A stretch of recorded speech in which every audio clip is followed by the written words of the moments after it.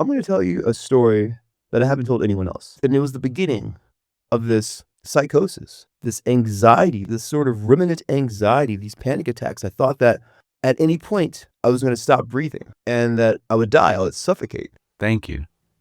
Thanks for sharing, man. I appreciate that. Yeah, for sure. Today's guest is Zeus Tipado, neuroscientist and PhD candidate at Maastricht University.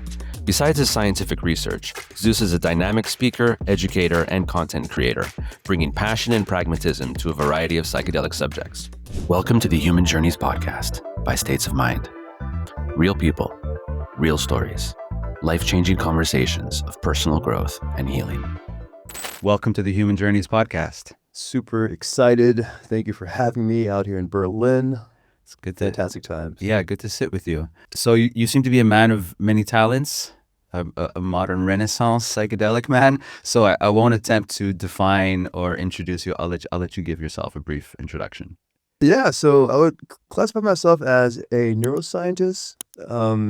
Definitely that is first. I place science first. I place the value of obtaining science, obtaining facts first beyond everything else. Your research is in the Netherlands now? Yeah, Maastricht down south. Yes. And I'm focusing on DMT and I'm focusing on the visual cortex. So basically I'm focused on the effects of DMT. You take DMT, you have this visual experience that's profound, that's ridiculous, that's clear, vivid.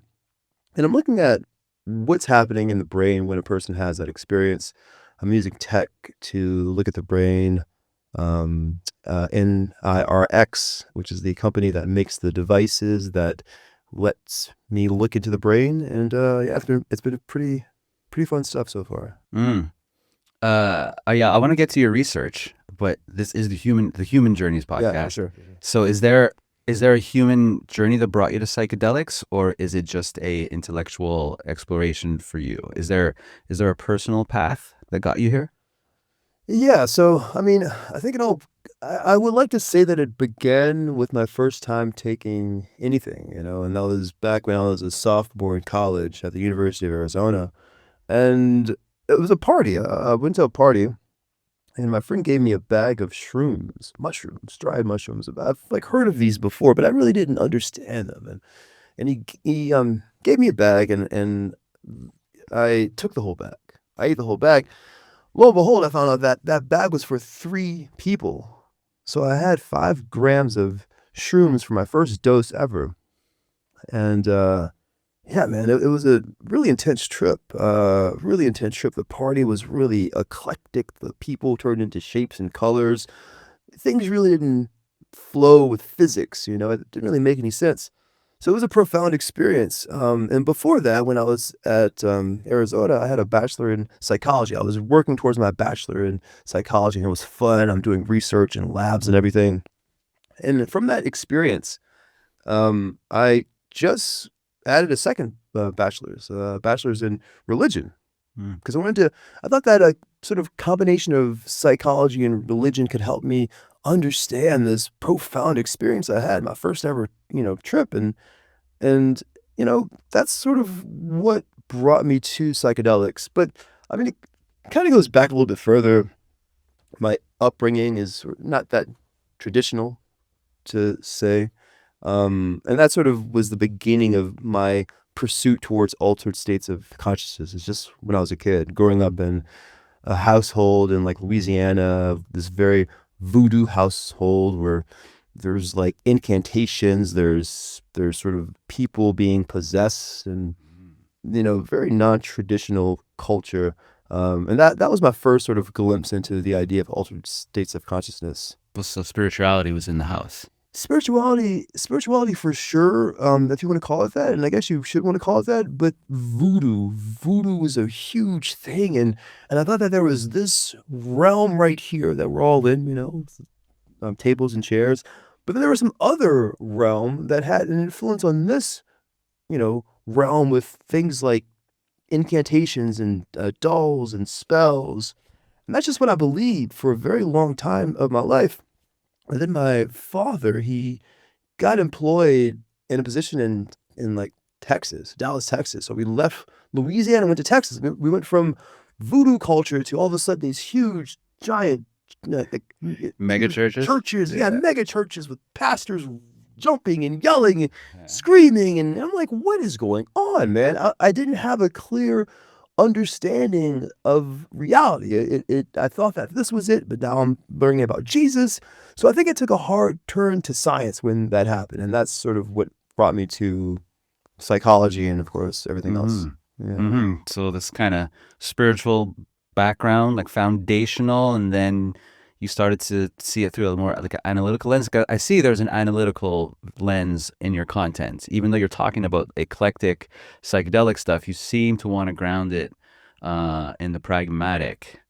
So is that's part of the evolution? Yeah, so that's the thing about psychedelics is that the whole field, you take something and you have this very unique experience, this subjective experience that doesn't really reside in the realm of understanding. There's a lot of things happening. So the field tends to go towards this, I like to say, like airy-fairy modality of thinking, magical thinking, mystical beliefs, mystical experiences.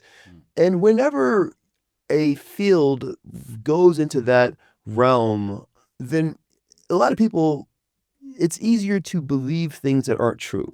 So that's the reason why I do talk about very, eccentric things, but I really like to hammer it into facts and real, truth and empirical evidence, because we have to ground these wild experiences into something. If you have a trip, you need to ground it in correlates in the brain or something, So yeah, that's the reason why I implore facts and empirical evidence into my stuff and my content and my research, for sure. Yeah, I was thinking about that the last couple of days and leading up to this conversation, and I wonder, I wonder if there's a spiritual bypassing or a therapeutic bypassing when we talk too much about parallel dimensions and DMT entities and those bigger kind of terms and views of things. That's there. Let's explore it. But when we lead with that, I think there could potentially be a few negatives from that. Like, do we want this to be the leading conversation, especially if we're trying to speak about psychedelics from a therapeutic way? And is that a way of focusing less on the inner work? Yeah, so like, is there an avoidance when we start talking about focusing on those bigger altered dimensional states instead of hey, I'm here as a person that's maybe trying to do something internally? Yeah, I mean, they both play in each other, and with that said, I was fortunate enough to go to the last talk of Roland Griffiths. It was at ICPR 2022, and he's the scientist that coined the term mystical experiences. And in this talk, he actually, at the end of the talk, he says that perhaps him calling these experiences mystical experiences was sort of a misstep, because he even saw that the field was going towards this spiritual heavy approach, this sort of grandiose approach of psychedelic experiences, when really it's a very personal thing. It's a very inner thing. And he said it was sort of a misstep. And I appreciate that honesty from him. And as far as it's so wild. Like, psychedelics, they call them ego dissolving. It's an ego dissolving experience. You take these substances and then all of a sudden you forget who you are. But in actuality, I don't think that that's true. Hasn't happened to me yet. Yeah, because every single experience, you always refer to the experience as, I experienced this, I fell through a void, I had this. And if you're saying I, then that's still your ego referring to yourself. Mm-hmm. So I don't know, man. It's a very unique. I think overall we need to change the language that we use when we talk about psychedelic experiences and make them a little bit less grandiose, more personal, so that we can embody these experiences as opposed to having as opposed to believing that these experiences are external things, entities talking to us, or different dimensions. No, man, it's happening within yourself, and appreciate what your body and your brain is capable of doing and creating. That's a beautiful thing. Yeah, that's definitely one way to look at it. Love that.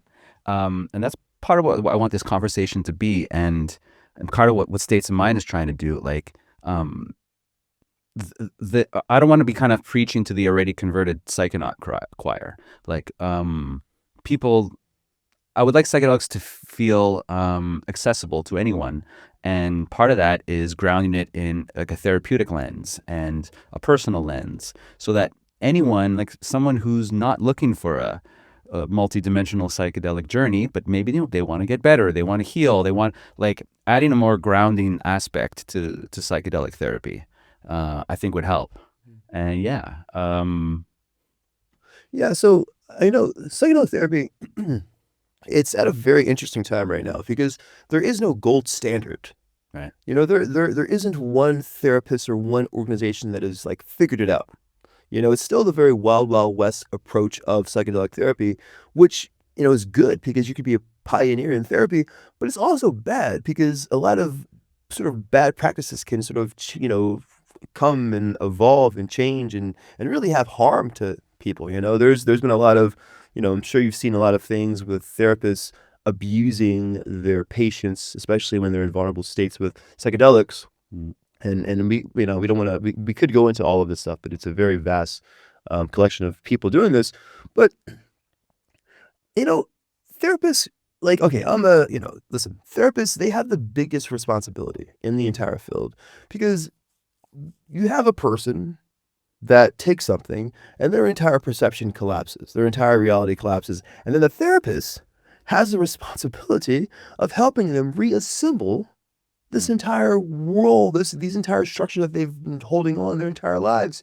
And you need to have a therapist that really is good, that is using a good protocol, an effective protocol. And we don't really have that yet. We just have a collection of people that say that they're therapists. Okay, perhaps you are a therapist, but are you a good therapist? We don't even have a way to validate therapists, and this is the biggest responsibility of the entire field, and therapeutic benefits and like healing. So I think that right there, I think therapists need to really figure out what they're 100%. trying to do and how to do it. Well, shameless plug, States of Mind is building a therapist verification process as part of our stuff. So that's one of our projects too. So super important stuff. Yeah. Right. So I like this. Like, I think we both want the place to be a bit more grounded. These conversations, I think, will help. Like, let's bring it back to the personal. Is there something that you think psychedelics can still help you with? Is there stuff you're still working on personally that psychedelics have helped you with, that you still need to work on? So, okay, you know what? I'm going to tell you a story that I haven't told anyone else. And it's about how I approach psychedelics. Right. When I was a kid, I was in 6th grade. I was on the basketball team, tall guy doing my thing. And one time I had a practice. And we were practicing doing our thing, and I went for a rebound. And I went for the rebound, and I think maybe my head must have turned or tilted wrong or something. And I got dizzy. And it was a feeling I haven't felt before, ever. And I just sat down, sort of got my head back together, and I sat down and practiced, and everyone else finished the practice. I sat down. My father came and got me. I told my dad what happened. He's like, just relax, breathe in, breathe out. But I felt weird on the way back home. A feeling I've never felt before. This dizziness, this lightheadedness. I get back home. And it was the beginning of this psychosis, this anxiety, this sort of ruminant anxiety, these panic attacks. I thought that at any point I was going to stop breathing and that I would die, I would suffocate. So I went to sleep that night. My father reassured me that I was okay. I woke up the very next day, still the same psychosis.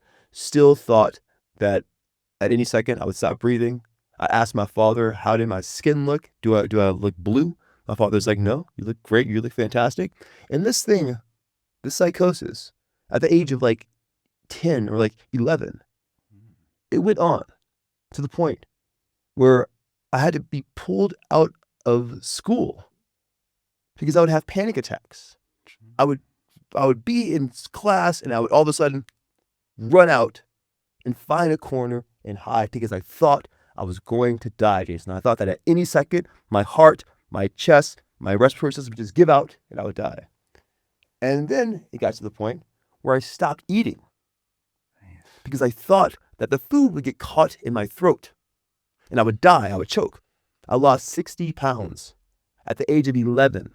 The fuck? I went to therapists. I went to this one psychologist, Barrett Ackerman. I would go to him.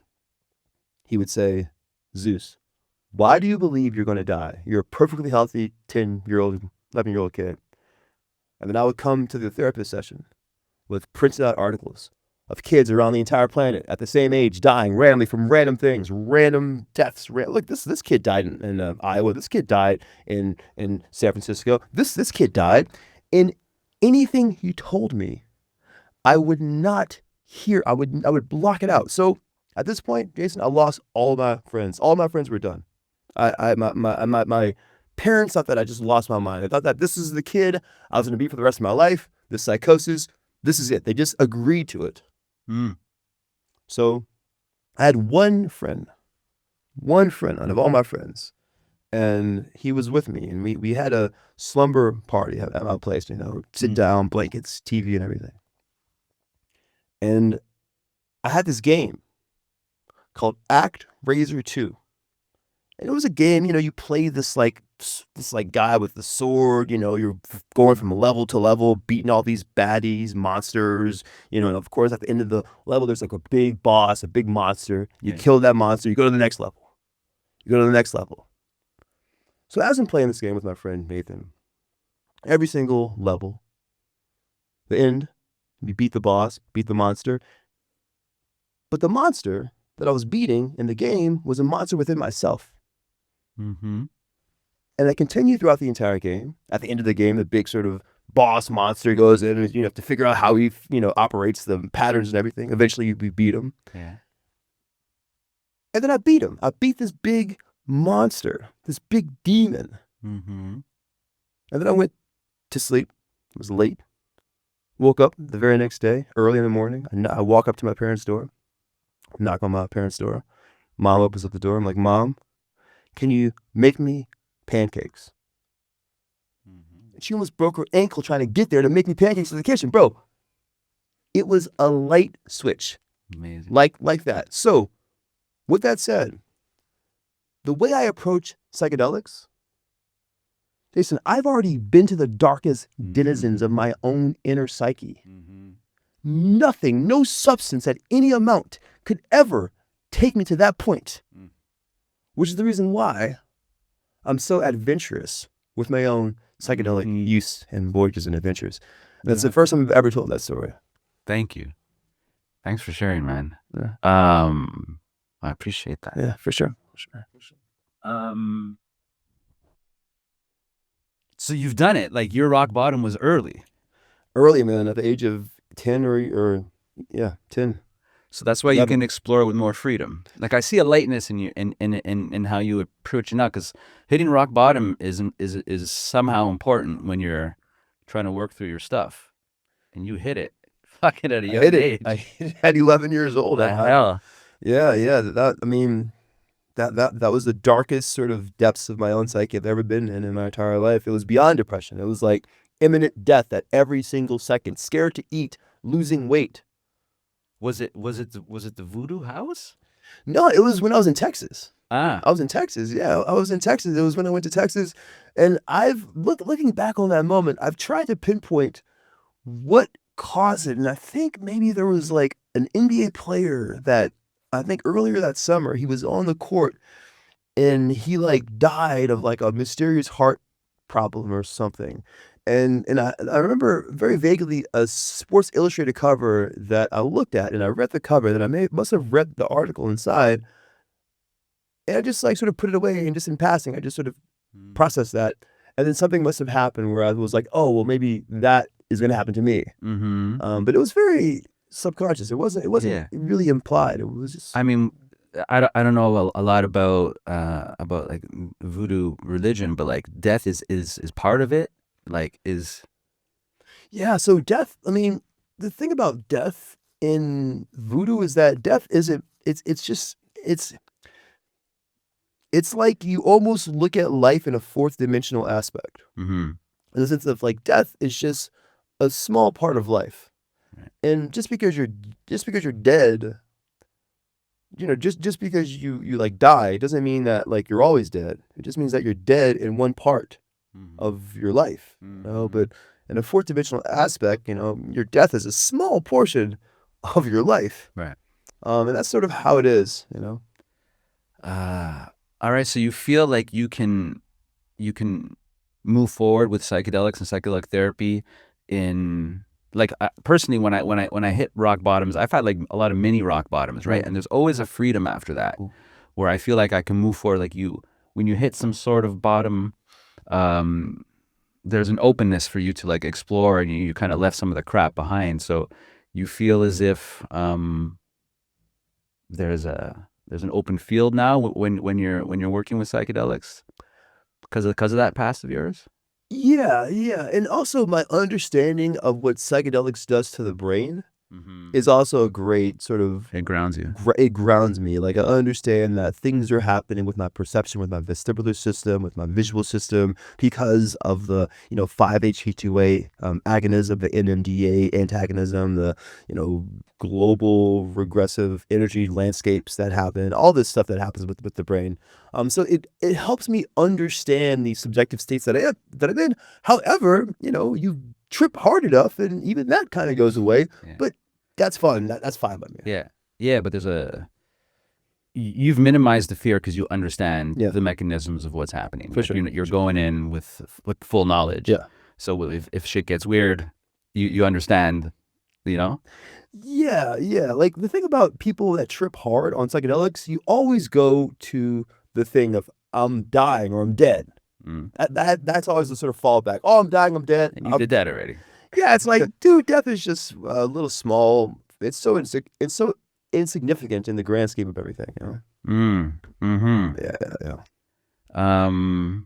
Any little bits left over from that childhood trauma that you gotta like? Man, you know what? It was literally a light switch. Like there's not, I mean, there's like, I don't deal with anxiety or panic attacks anymore. It almost has emboldened me Mm-hmm. to not even experience anxiety anymore because I realized that things like anxiety, when you have this unfounded panic towards something that you can't clearly recognize, it's so silly, it's like all of a sudden you have this very physiological demanding response to something you cannot identify. Mm-hmm. And that is silly. And I see how silly it is. And now I see how it is. But for people that are dealing with, panic attacks and like, I understand it's frightening. It's frightening, man. It's like you believe something bad is going to happen and you don't know why or how or from where. Yeah. But yeah, I don't have that anymore, man. I really don't have that in me at all. It was a light switch. It was a light switch, just like that. I mean, it sucks you had to go through all that, but in some ways, like you got it out of the way. And You relieve yourself. Like when I guess mild ambient anxiety would be something that I've had to deal with, and that's been my path to psychedelics. And I'll catch myself caught in some thought loop, some worry thing, and it's always like mild stuff. It's not the end of the world. I've never had full-blown panic attacks, but it's there. And then I'll catch myself and I'll snap out of it, and I'll start. I mean, you said silly, and I'll laugh at myself. I'm like, where were you, bro? What were you just doing for the last like 15, 20 minutes, right? And I'll snap out of it, and then you get better at catching yourself, and I'll have these like little mini rock bottoms where I'll do like a mini spiral, and then I'll snap out of it, and I'm like, why did you go? yeah, man, like and a lot of people, they take psychedelics and you have like a panic attack, or that could happen, and I would say that the thing, if a person can just take this tidbit away from this podcast is that it's all about acceptance. Mm-hmm. Accept that you have taken a substance and accept whatever happens in the next hour, few hours, is something that you sought for and that it will pass. It doesn't matter how many demons are talking to you or how many past ghosts are inhabiting your psyche. It's something that you've accepted, and therefore it will pass. And if you can just understand that, then you can appreciate the beauty of absolute fear. And that absolute fear isn't something that's daunting. It's something that's a learning moment. It's something that you can really evolve from. You could become better. But it's about acceptance and not fighting it. Yeah. I mean, it's just us. That's all it is. It's something within you. And yeah, when I tell people I work in the space, and a lot of times people who haven't really been with psychedelics, you see they're like, no, I couldn't. They're like, and I say, well, why? There's some fear. And they're like, yeah. I'm like, but it's just you. It's just going to be you sitting with yourself. And yeah, that's the most daunting thing ever. But yeah, it passes, right? Yeah. And you brought up something very interesting. And I'm sure a lot of people out there, you have friends and you're like, hey, do you want to try this psychedelic? You want to try this? Or why haven't you tried psychedelics? And they'll say, oh, I don't want to have a bad trip. That's the first thing you hear. I don't want to have a bad trip. Yeah. Or, and it's like, look, to take psychedelics requires a level of courage that some people don't have. And it's sad to They say. don't know that they have it. They don't know that they have it, or else they have fear of their own selves, their fear of what they're capable of. And that is interesting too, to fear yourself. Like, I understand fearing other external things out there because you don't understand how they operate, but to fear yourself is saying, I don't understand how I operate, therefore I'm afraid of what I'm capable of. Yeah. Which is wow. That's the craziest thing to admit, right? It's similar to sitting down for meditation. Like, that's a difficult thing to do for many people. For myself, I mean, I could do it a little bit now, but yeah, just sitting with oneself is daunting. And that's kind of why I want to I try to have these conversations grounded in psychedelics about more pragmatic conversations about it, because I don't want people to associate. I mean, if assuming the goal is to help the psychedelics, just to help people get better, give people more access, have more people be able to just improve themselves, and in turn make their relationships better, make the world better, make themselves.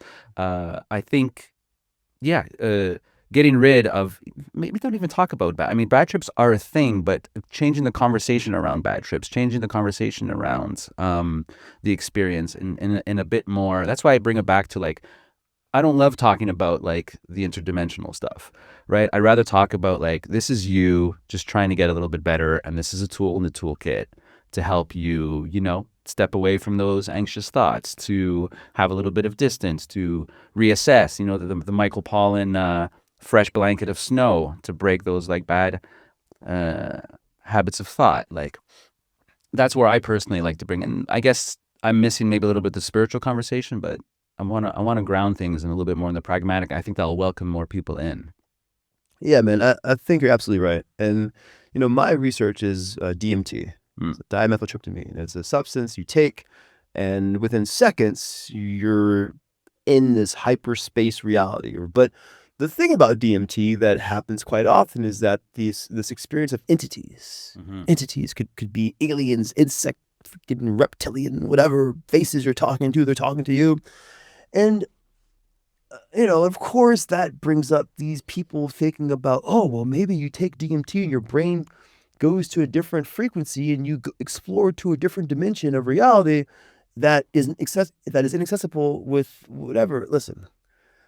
Okay, I'm not going to get too deep into this because I talk about this all the time, but you've taken a powerful substance that makes you see visual things. So if you take the substance and you see visual things, it's not that you're going to a different dimension. It's just that you're taking a drug. But I tell people this, and this is the whole reason why I brought this up, is entities.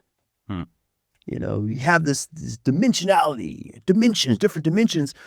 It's the question, the boring question what are these entities? That's the boring question. There's even a university out there, I'm not going to name them, but they're trying to map out this hyperspace of these beings and everything. That's the boring question. The more interesting question is, why are you seeing entities? Right. What are these entities telling you? Because really what's happening is you're telling something to yourself. Yeah. That's it. It's a form of dream. The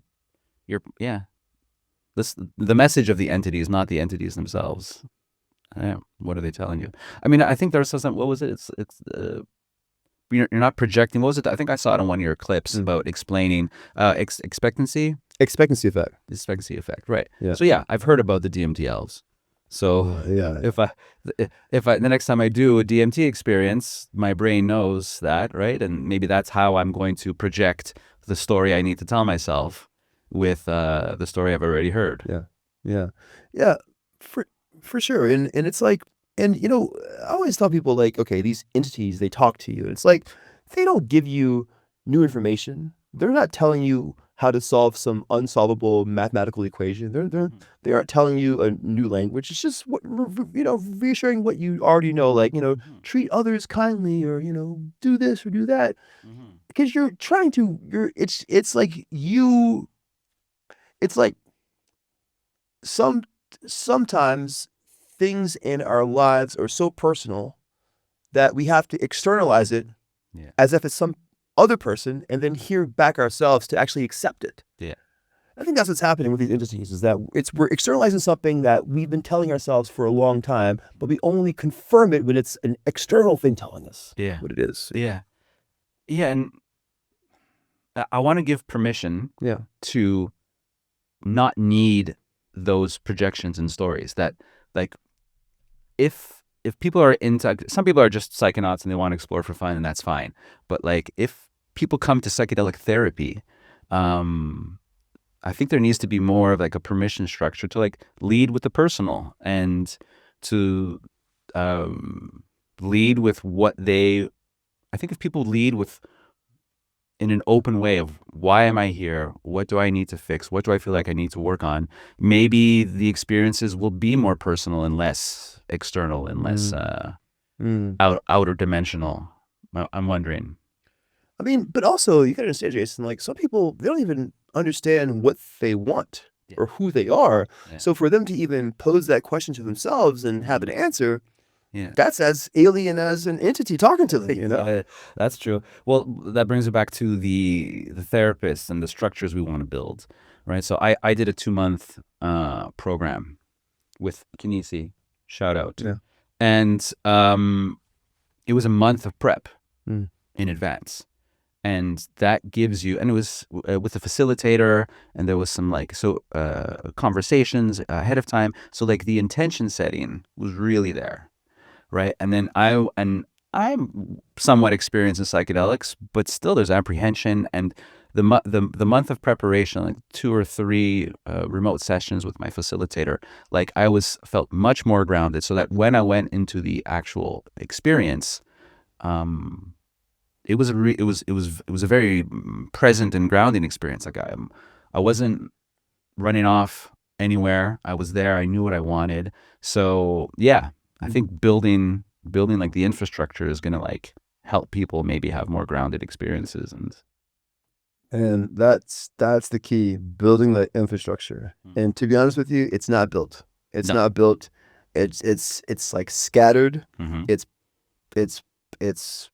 listen, to be honest with you, it's hidden behind corporate intentions. It's not there yet. And will it be there? I hope so. I really hope so, man. I really hope there's an infrastructure of people to follow to really truly heal themselves. But currently, right now, we don't have that. And it's sad, because it makes psychedelics dangerous. It does. I mean, it makes it sporadic. It makes it almost chaotic if there's no infrastructure to follow. And it's dangerous. And that's also why, like, I'm very hesitant on the idea of full legalization. Yeah. Everyone's like, legalize everything. And I think what happened in Australia recently with the legalization of MDMA for clinical use, I think that's dangerous because number one, we're still researching the effects of MDMA, number one. Number two, we don't have that protocol.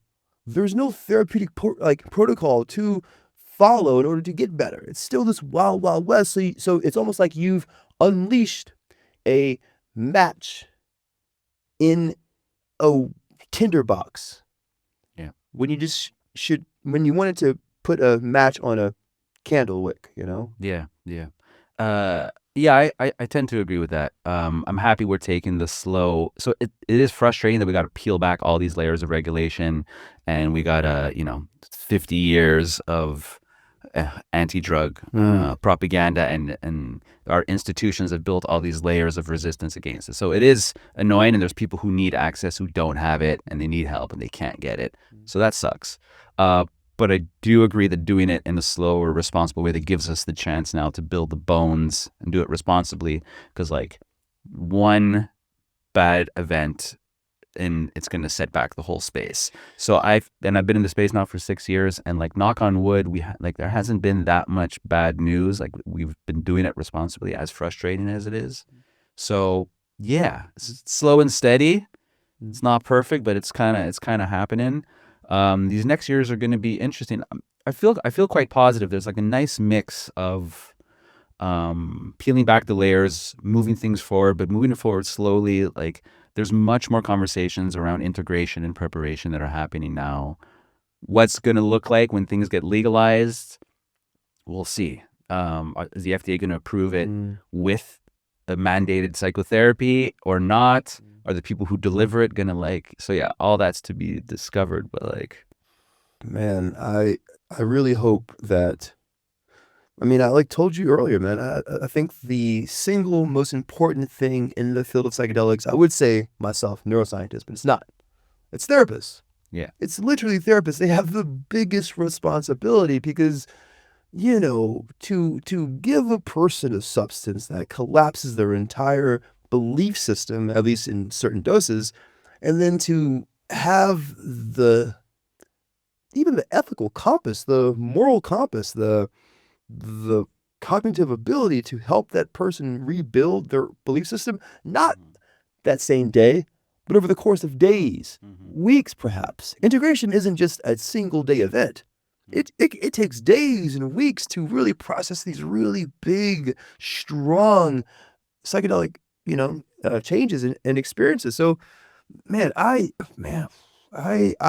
wouldn't want to be a therapist right now because, your job's going to be, I mean, it's good that you'll have work, but it's going to be difficult because you're going to have the most important work. But it's a nice burden to have. And I've met some facilitators, whose hearts are in the right place. And yeah, I think it's it's an awesome responsibility, and if you take it in a good way. Yeah. So back to a little bit about maybe another kind of controversial question about psychedelics. I thought about if this kind of therapeutic bypassing that maybe I'm seeing, and I'm wondering, now psychedelics don't have addictive chemical properties, which is great. But I wonder the normalization of psychedelics, normalization of microdosing, even if the compounds themselves aren't addictive, now they're becoming part of our culture and our habits. And I've microdosed, and I've almost caught myself. I'm like, am I reaching for a microdose?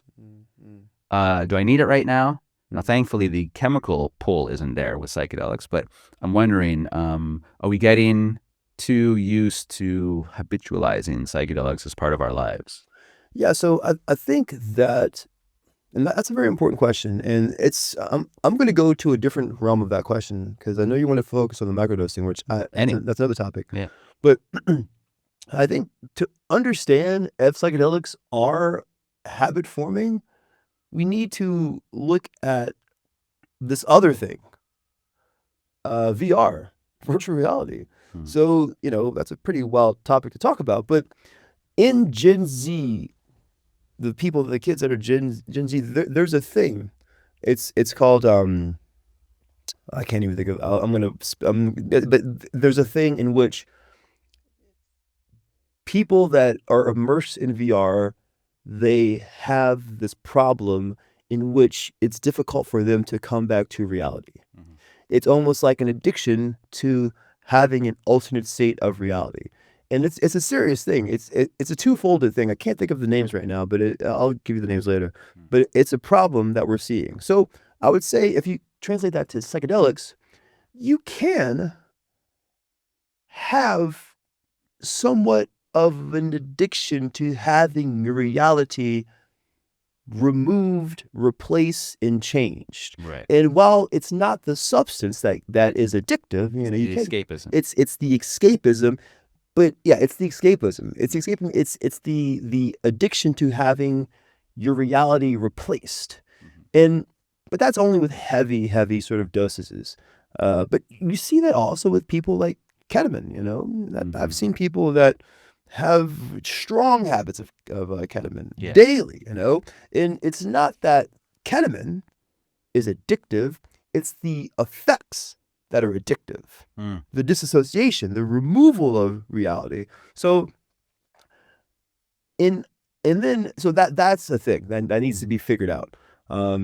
It does. It just needs to be figured out. And perhaps the reason why people are removing themselves from reality is because this reality is so sick and so deprived of human connection. I mean, look at what's happening across the world and wars and battles, and it's something that you don't want to really embody. So you remove yourself from this and you deal with VR, psychedelics. So that could be a thing. That could be a thing that we need to focus on. And that's a real thing that needs to be looked at. As far as microdosing, Well, before we drop off to that, maybe part brings it back to previous part is that like if we ground psychedelics in more pragmatic views in understanding what's happening neurologically, in understanding, hey, why am I here? Like, why am I doing psychedelics? Is it here for a therapeutic reason? Am I doing this for an escapist reason beforehand? Like the preparation, I'm starting to see preparation almost as important or more important than the integration. Like, why am I taking this substance? And maybe like reiterate to yourself the reasons you're here.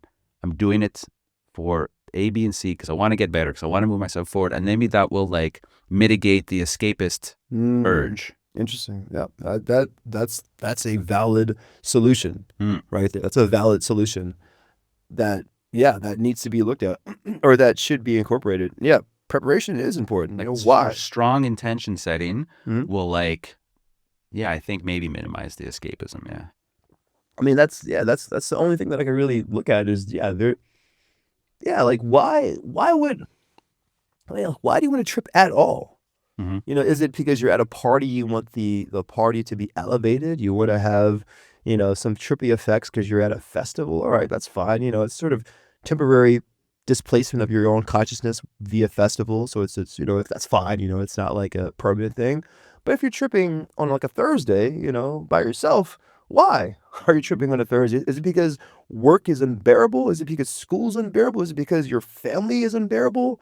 Yeah. Okay, and if that's the case, then why is your family unbearable? Why is your work unbearable? And if it's unbearable, perhaps you should, make other adjustments to your life aside from taking a dose of whatever and just zonk it out for the next 5 hours. Yeah, 100%. Yeah, it's not. It's still an external reaching instead of an internal one. Yeah. Yeah, man. I think psychedelics are going to reveal more about human consciousness than we're ready for.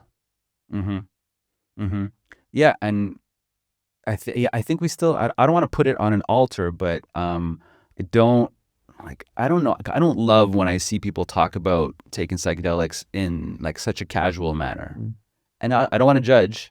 I've also, again, I'm not perfect with my consumptions of things, but I do think we should like keep it in a somewhat, I don't say sacred category, but like this is something else.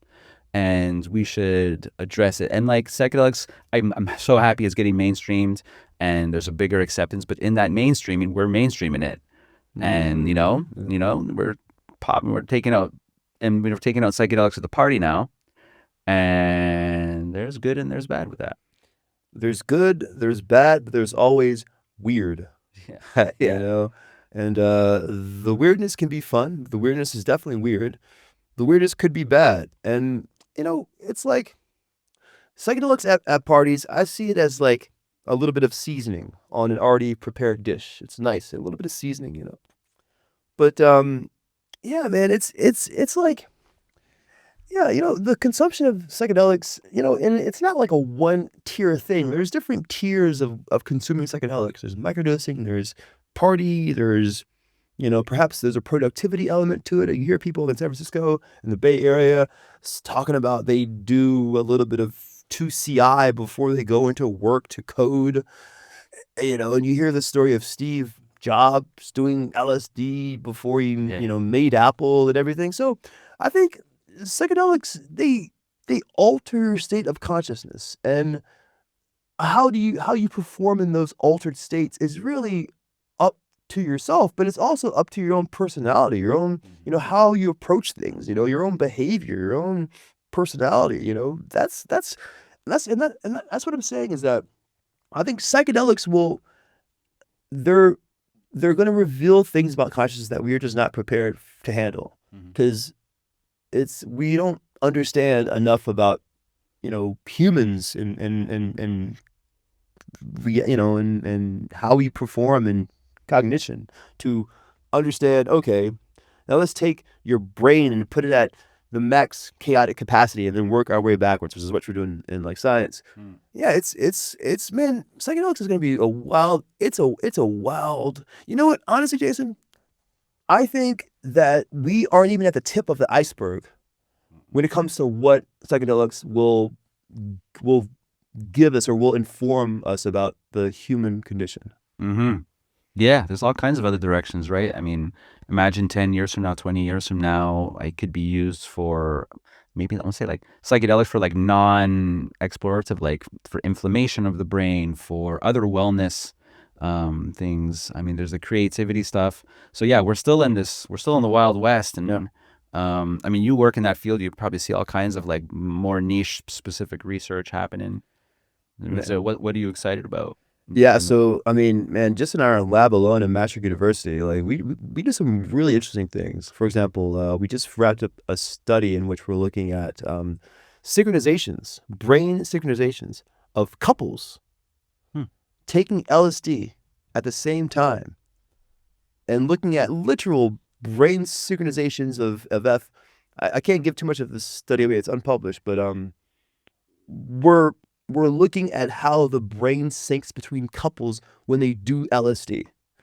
And are we finding synchronizations? Yes, we are. Where? I can't tell you, but when that drops, it's going to be like, oh my God, this is unexpected, you know? So we do stuff like that. We have a fantastic scientist, Sarah Roach. She's doing research on the idea of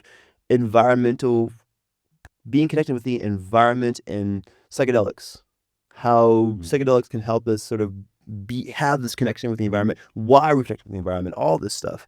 You know, my own research with, you know, DMT and virtual reality and FNIRS, it's just cyberpunk weirdness that I'm still working on. Yeah, you want to tell a bit about your Man, you know, I don't want to get too deep into it, but yeah, it's so my research isn't really therapeutic at all. It's just pure like science, pure neuroscience. I'm looking at when a person takes DMT, I've identified this area of the brain that lights up, basically, you know?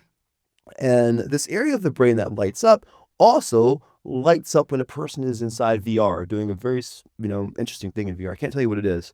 But now I'm combining DMT and VR. Basically, I'm giving people DMT while they're inside VR. Goddamn. And I'm looking at this brain area that's lighting up. And is it tricky? Yes, it's very tricky to look at the brain when a person is tripping and inside VR. It took a lot of years, a lot of practice to get to this point as far as just, you know, understanding neuroscience and just people and everything. But yeah, man, it's Any brains exploding? No, not yet. Not yet. Surprisingly enough, not yet. I would say that one of the most difficult studies our lab has encountered, I mean, I guess one of the most difficult ones was actually the study that we did with, you know, it's called JHW8, I think. It's spice, the idea, the sort of spice, the sort of fake synthetic cannabis back in the day. That was a big thing in Florida back in the day. Bro, we've had some of the most intense trips when a person takes spice. And we've run fMRI studies with people taking spice, and this is, I think it's JHW8 is the sort of chemical compound, but it's 100% cannabis receptor, cannabinoid receptor agonist, 100%. Cannabis is like 20%, 30%. This is 100%. So we've been seeing intense trips of people taking this cannabis, synthetic cannabis. Who would have thought? So yeah, man, we're doing a lot in the lab. We've done 5-MeO-DMT research. We've done 3-MeO research.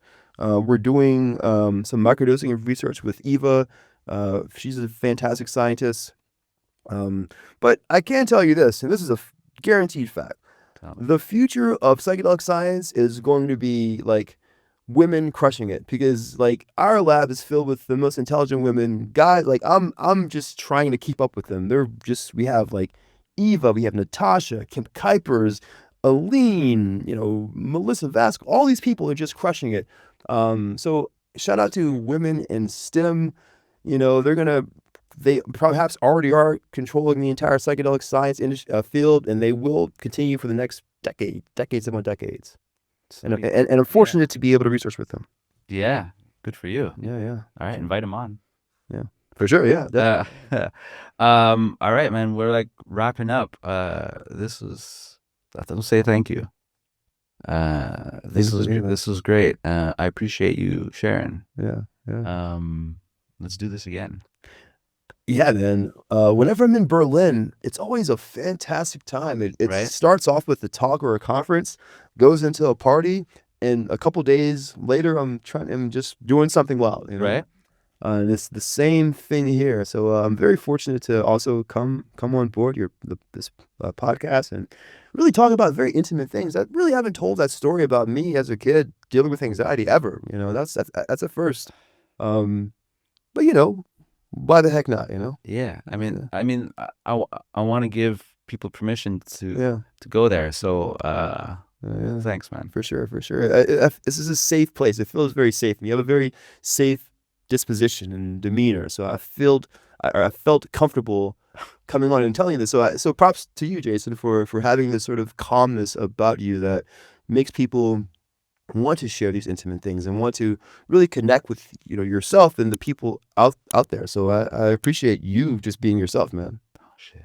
Yeah. We'll end on that. All right. Thanks, man. For sure. All right. See you later. All right. Much love. Sweet.